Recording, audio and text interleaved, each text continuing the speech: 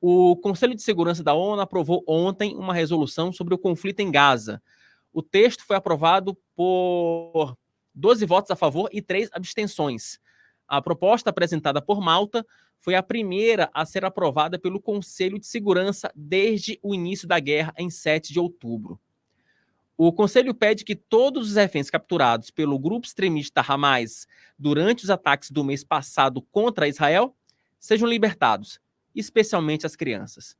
Além disso, a resolução pede a criação de corredores humanitários para permitir a passagem de bens e serviços para garantir a segurança das crianças em Gaza. Israel, por sua vez, não concordou com a resolução. O embaixador da ONU de Israel, Gilad Erdan, afirmou no X, antigo Twitter, que a resolução é desconectada da realidade. Eis aí o tweet do embaixador falando que a resolução está desligada da realidade, né, e não tem nenhum sentido. A estratégia do Hamas consiste em deteriorar deliberadamente a situação humanitária na faixa de Gaza e aumentar o número de vítimas palestinas, a fim de motivar a ONU e o Conselho de Segurança a deter Israel. Traz para cá, Matheus, porque eu já estou aqui com o nosso Alexandre Borges. Antes da gente entrar aqui no programa, a gente estava conversando sobre cozinha. O Alexandre aqui está, né, apresentando aqui os seus dotes culinários. Alexandre Borges, boa tarde para você. Seja muito bem-vindo. Desculpa o trocadilho, mas me parece que quem não engoliu muito bem essa resolução foi Israel, não é? Exatamente. Boa tarde para você, boa tarde a todos aí nesse feriadão. A gente estava batendo um papo bom aí sobre carnes e churrasco e tal, que é o nosso, que a gente gosta. Mas não vamos, já que é meio-dia, não vamos deixar o nosso povo aqui com água na boca, né? Vamos falar, infelizmente, desse assunto que é um jogo de propaganda muito feio, que está sendo feito pela ONU e por muitos líderes mundiais. Porque o que acontece? Você tem hoje, no noticiário mundial, o assunto Israel e Palestina, ou Israel-Hamas, melhor dizendo, é o assunto principal das rodas de conversa, das redes sociais, do noticiário. Então, como a opinião pública está muito ligada nisso, os políticos que, obviamente, sabem ler a opinião pública, sabem ler as redes sociais, todo mundo quer se meter, todo mundo quer dar um palpite, todo mundo quer pegar um conflito que tem séculos, um conflito complicadíssimo, que envolve uma série de questões que você realmente precisa estudar um pouco antes de entender o que está acontecendo, e você tem todo mundo dando palpite. Hoje, você tem, principalmente nas democracias ocidentais, infelizmente, algo que a gente já viu em outros conflitos, mas agora está muito piorado por TikToks e, né, essas redes, do jeito que elas funcionam, que é essa ideia de que Israel é opressor, que o povo palestino é oprimido.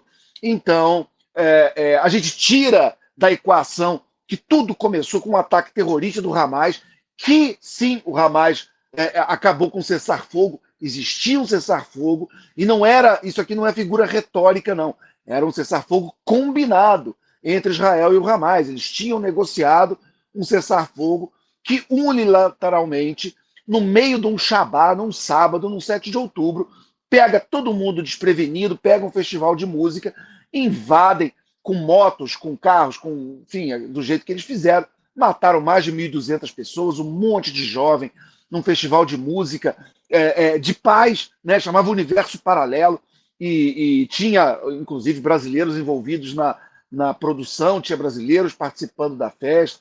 Enfim, essa tragédia absurda, comparável ao 11 de setembro americano, o que aconteceu no 7 de outubro em Israel. E você tem essas pessoas que hoje, além dos que morreram, mais de 240 viraram reféns. Hoje o número está em 238, mais ou menos, se você considerar quem já foi liberado. E, infelizmente, também já houve mortes de reféns. Reféns já foram assassinados, porque os métodos do Hamas são muito parecidos com o do Estado Islâmico, né? Eles funcionam numa lógica muito parecida. Então, você tem, hoje, muitos líderes mundiais, e a ONU é o palco para isso. Você tem essa inversão total moral do que está acontecendo e uma cobrança absurda que é feita em cima de Israel, que, na verdade, é uma maneira de avançar com a agenda de atores que são muito importantes na ONU, basicamente a China, a Rússia e o Irã, grande financiador do terrorismo na região. O Irã, basicamente, é o patrocinador. O Irã o que a Leila é para o Palmeiras, o Irã é para o Hezbollah. Né? O Hezbollah é um estado dentro do Líbano, eles ocupam uma parte do Líbano, eles têm um exército que o próprio exército do Líbano não teria condições de guerrear contra. Então é um estado dentro do estado. E o Hezbollah fica ali na fronteira com Israel, também cutucando para entrar, jogando míssil. Enfim, é uma situação muito difícil, muito complicada. E você tem a ONU, que foi criada, e aí você vê a ironia, né? A ONU é criada após a Segunda Guerra Mundial. Antes você tinha a Liga das Nações, mas depois vira a ONU, do jeito que a gente conhece hoje. E a ONU, que uma das suas primeiras e mais importantes resoluções de toda a sua história foi em 1947, confirmar a criação do Estado de Israel, numa região que era um deserto, que era uma área de ninguém, muito abandonada. Existe também toda essa picaretagem de dizer que tinha uma Palestina, quando Palestina era um apelido jocoso, infame, criado pelo Império Romano, quando eles expulsaram os judeus lá no século II, lá atrás. E como os inimigos dos judeus eram os filisteus, eles, para cutucar, para sacanear os judeus, eles tiram e expulsam os judeus e botam o nome de Palestina, que é Filistina, que veio dos filisteus, para simplesmente tirar um sarro da cara dos judeus. Mas, enfim, aquela região, então, entregue a quem de direito, aos judeus, ao povo hebreu, que está ali desde sempre. Esse povo é constantemente atacado pela ONU. Você tem ali na área de direitos humanos, por exemplo, da ONU, quem manda ali é o Irã, que é uma piada.